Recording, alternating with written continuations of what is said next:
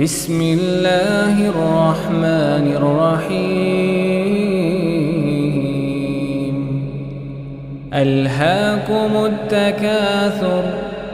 حتى زرتم المقابر كلا سوف تعلمون ثم كلا سوف تعلمون كلا لو تعلمون علم اليقين لترون الجحيم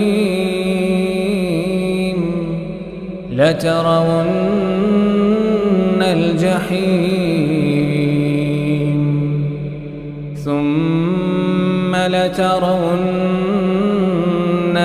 عين اليقين ثم لتسألن